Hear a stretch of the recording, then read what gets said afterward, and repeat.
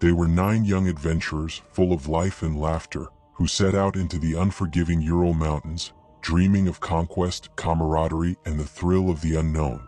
And then they vanished. What followed was a story so chilling, so surreal, that even decades later, it defies explanation. Some would die of cold, some of fear, and some under circumstances that remain inexplicably grotesque. This is the Dyatlov Pass incident, and the snow has never stopped whispering their story. Chapter 1. Into the White Silence. Before the mountain became a tomb, before the whispers began, it was just another challenge. A test for 9 young students from the Ural Polytechnic Institute. At the center of this expedition was Igor Dyatlov, 23, disciplined, resolute, a natural leader. Friends trusted him without question. Around him were 8 companions. Zinaida Kolmogorova, vibrant, fearless, the heart of the group. Ludmila Dubinina, youngest, determined, eager to prove herself. Rustam Slobodin, strong, athletic, dependable. Nikolai Thibault-Brignol, analytical, observant, a budding scientist. Alexander Kolevatov, quiet, methodical, with a meticulous eye for detail. Yuri Yudin, who would fall ill early and turn back, inadvertently becoming the sole survivor. Yuri Doroshenko and Georgy Krivonishenko, loyal friends known for humor and endurance. They had trained together, planned meticulously, and prepared to ski across some of the most desolate terrain in the Ural Range. Their destination, Otorten, a remote peak whose Mansi name ominously means "don't go there." January 23, 1959. The journey began with laughter aboard a train, journals full of sketches, jokes, and optimistic reflections. "We're going into the wild. I feel something extraordinary awaits us," Zinaida wrote. Days of trudging through snow followed, reaching the last village of Vizhai on January 27th. From there, the wilderness swallowed them whole. Yuri Yudin turned back on January 28th due to illness. His goodbye was the last human contact the others would have. For the remaining 9, the trek grew increasingly difficult. Temperatures plummeted to -25 degrees Celsius. Winds howled through the taiga, and the path became treacherous. Yet diary entries and photographs from these days reflect smiles, snowball fights, and camaraderie, an innocence of youth clinging stubbornly to life. January 31st, they approached Kholat Syakhl, the Mountain of the Dead. Locals warned of its cursed history, but the students pressed on. Exhausted, they made camp on the slope, exposed, open, vulnerable. The reasoning remains unknown, and the choice would seal their fate. February 1st, 1959. Night fell. Somewhere after midnight, something shattered the fragile bubble of their camp. The hikers fled, barefoot, scantily clad, cutting their way out from the inside of the tent.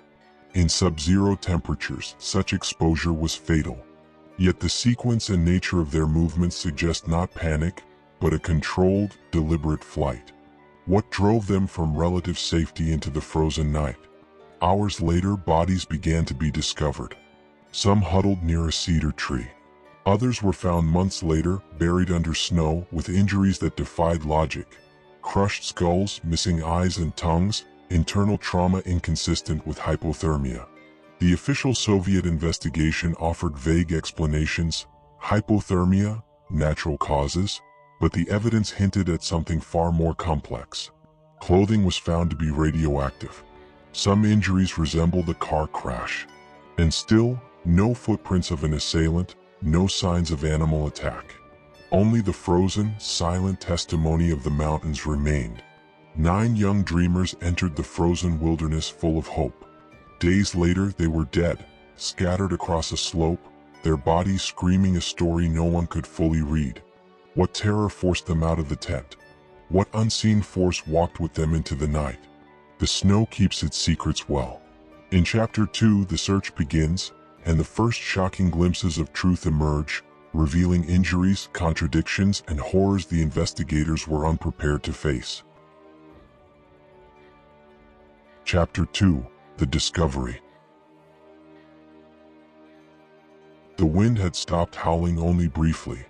The mountain seemed to watch, indifferent to the frantic search teams that trudged through its frozen corridors. No one knew what they would find. No one could have imagined it. By February 20th, 1959, weeks had passed since the hikers vanished. Families were desperate. Local authorities organized search parties. Initially, the effort was small, limited to nearby villagers and volunteers. Snowdrifts, treacherous slopes, and the bitter cold slowed progress. The first campsites were checked, the trails scoured, and then something was discovered. A search party stumbled upon a partially collapsed tent on the slope of Kholat Syakhl. Its orange canvas lay torn, the entrance cut open from the inside, a grotesque clue. Nearby footprints, odd and inconsistent, led away into the trees. Some were bare. Some were in socks. Others seemed to vanish into the snow. No one understood what they were seeing. It was as if the hikers had fled in fear, yet deliberately, carefully, without panic, and yet they were unprepared for the cold that could kill within minutes. Inside the tent, the investigators found abandoned belongings: cameras, diaries, food, and personal items. The site offered a haunting contrast: carefully packed supplies, yet the hikers had abandoned everything to flee. It was a silent scream frozen in time. The first bodies were discovered under a small cedar tree, several hundred meters from the tent. These hikers were dressed only in underwear and socks. They were huddled together, arms intertwined as if seeking warmth from one another. Hypothermia was the obvious cause of death, or so it seemed at first. Yet subtle details sent chills down the spines of investigators. One hiker's t-shirt was torn. Hands and feet showed signs of frostbite, but the internal organs of some were crushed as if by immense force. Faces frozen in expressions of terror. The remaining hikers were discovered weeks later, under meters of snow in a ravine, some partially buried. Autopsies revealed injuries so severe that they resembled high-impact trauma. Crushed ribs, broken skulls. Yet no external wounds suggested an attack. Even stranger, some bodies had missing eyes and a tongue. Some clothing tested radioactive. The pattern of injury could not be explained by an avalanche, a fall, or a known animal attack. Investigators pored over diaries, cameras, and personal effects. Photographs developed later showed happy hikers just days before their deaths. They smiled in the snow, posed with skis, and captured landscapes that now felt sinister in retrospect.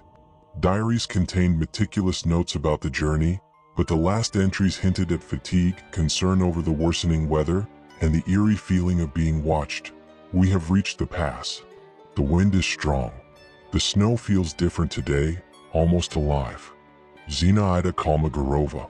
Some entries spoke of uneasy dreams, strange lights, and the silence of the forest. It was clear the group experienced something outside the ordinary, whether psychological, environmental, or supernatural. The evidence was unambiguous.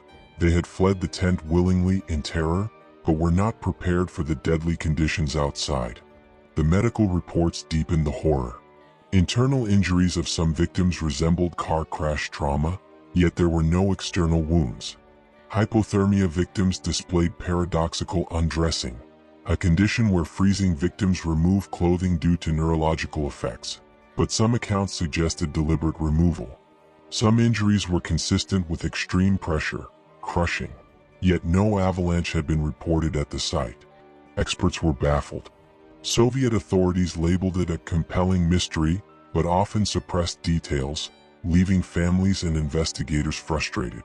Every discovery raised more questions. How could they cut through the tent from the inside and flee in such severe cold? Why did some bodies show signs of extraordinary force, while others were uninjured externally? And what of the strange radiation found on clothing? The mountains had revealed fragments of truth, horrifying, contradictory, and incomplete. Even at this early stage, theories swirled. Avalanche, perhaps a small slide forced them to flee, causing injury and exposure. But the slope showed no typical avalanche patterns. Military tests. Secret Soviet experiments could explain strange injuries and radiation, but evidence was inconclusive. Infrasound-induced panic. Some scientists hypothesized that wind and topography created low-frequency vibrations causing irrational fear. Yeti or wild animal attacks. Local legends spoke of mysterious creatures, unsubstantiated but terrifying. Internal conflict or psychological breakdown. Could fear and exhaustion lead to extreme actions? None could fully account for the combination of exposure, trauma, and unexplained phenomena. 9 young hikers lay dead. The evidence told a story of terror, confusion, and inexplicable force. But the mountain still held its secrets. The full truth remained just out of reach. What had truly caused such injuries? Who, or what, had driven them into the cold night, forcing their flight? And why were some bodies discovered months later, in positions impossible to explain? The answers would not come easily, and in Chapter 3, we explore the theories, the cover-ups, and the lingering shadows that continue to haunt Dyatlov Pass.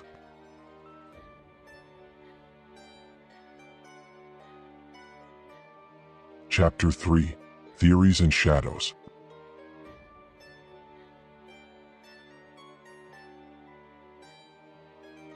The mountain does not forgive. The snow does not forget. And the truth remains elusive. After weeks of painstaking search and investigation, the Dyatlov Pass incident refused to yield to reason. Every piece of evidence seemed to point in multiple directions, yet none provided a definitive answer. To understand what might have happened, we must step into the shadows, sift through speculation, and confront mysteries that remain unsolved to this day. The avalanche theory is the first most plausible explanation investigators considered. Perhaps a sudden slide of snow forced the hikers out of their tent. Perhaps the slope collapsed under their weight. Panic would explain their flight into the freezing night, and hypothermia could account for their deaths. Yet inconsistencies remain. The slope where the tent was located was too shallow for a fatal avalanche.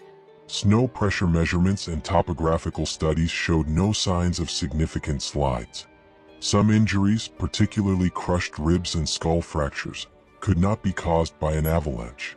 Several hikers were found far from the main slide path, suggesting deliberate movement. Even with this theory, questions linger. Why did they cut their way out from the inside rather than simply fleeing? Why were some bodies partially clothed or naked? During the height of the Cold War, the Ural Mountains were occasionally used for secret military operations. Could the hikers have stumbled into a secret test? Could radiation exposure and strange injuries point to explosive experiments or parachute mines? Some researchers point to the radioactive clothing found on the bodies. Others highlight reports of unusual orange spheres in the sky in the region around the time of the incident. Yet definitive evidence remains absent. Official records are sparse, often classified or destroyed. If a military test was responsible, it would explain the high-energy trauma and the inexplicable injuries. But it cannot fully explain why some hikers fled voluntarily, calmly, while others were crushed by unseen forces. Some experts propose mass hysteria or fear-induced panic. The phenomenon of infrasound, low-frequency vibrations created by wind passing over the mountain, could have triggered extreme fear or hallucinations in the hikers. Combined with fatigue, cold, and stress, it is plausible that the group succumbed to irrational behavior, fleeing the tent without proper clothing, abandoning supplies, and becoming disoriented. But again, this theory does not fully account for physical trauma beyond what panic can cause, the removal of clothing beyond normal hypothermia effects, missing eyes, tongues, and other disturbing anomalies. Psychological explanation alone cannot capture the full horror of what the mountain claimed. Local legends speak of strange creatures in the Ural wilderness, large, unknown predators, spirits, and entities said to guard the mountains. Some modern theorists have pointed to unexplained lights in photographs and witness reports, suggesting extraterrestrial involvement or unidentified phenomena. Though scientifically unverified, these accounts cannot be entirely dismissed. After all, the hikers' behavior, fleeing barefoot, cutting open their tent from the inside, running into certain death, hints at a primal fear beyond natural explanation. Could it have been a human, animal, or something else entirely? The mountain offers no answers. The Soviet authorities were quick to close the investigation. Initial reports were vague, incomplete, and often contradictory. Families received little information, and the incident was largely classified. Years later, documents revealed that investigators had considered secret tests and unusual trauma but were discouraged from publishing findings. This secrecy has fueled decades of speculation, from conspiracy theories to documentary exposés. The cover-up only deepens the mystery. What did the state know, and why did they want the truth buried in snow and silence? Over 60 years have passed, yet Dyatlov Pass continues to haunt the imagination.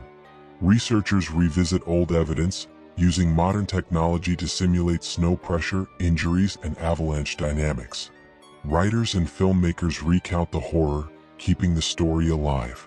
Curious travelers hike the pass, retracing the steps of the doomed group, often reporting an unsettling feeling, a silence that chills the soul. The mountain remains indifferent to human curiosity. The wind still whispers across the slopes. The snow still covers the footprints of those who vanished. Some truths may never be known. Some questions may never be answered. 9 lives, 9 dreams, all silenced in a single night on a slope called Mountain of the Dead. Was it nature, human error, psychological terror, or something beyond comprehension? As the snow drifts silently across the slopes of Dyatlov Pass, the mountain keeps its secrets. Some stories end in tragedy, others in whispers that echo through time. If you want to continue uncovering the hidden mysteries, the untold stories, and the secrets they never wanted you to know, make sure you subscribe. Because the world is full of shadows, and together we will bring them into the light. Hit that subscribe button, turn on notifications, and step closer to the truths that linger just beyond reach.